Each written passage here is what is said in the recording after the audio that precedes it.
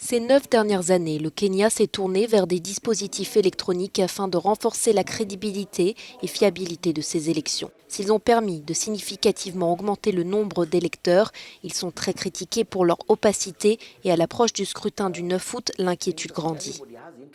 Le seul aspect positif majeur de cette technologie qui est arrivée au Kenya a été l'inscription des électeurs. Je pense que cela a très bien fonctionné.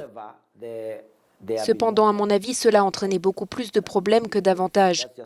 Les principaux problèmes que nous avons rencontrés avec la technologie sont le fait qu'elle a rendu nos élections beaucoup plus complexes.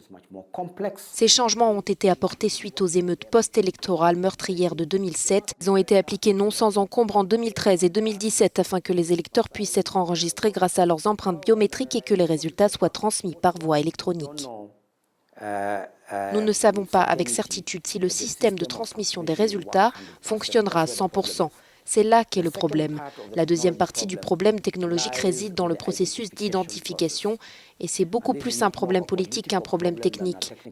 De récents épisodes ont encore altéré la confiance des Kenyans dans ces technologies. En juin, des organisateurs ont déclaré qu'environ 1 million d'électeurs avaient été basculés dans une autre circonscription sans en faire la demande. De plus de 1200 bureaux de vote se trouvent dans des zones avec peu ou pas de connexion Internet, des lieux que la commission électorale a assuré avoir alimentés en modem satellite.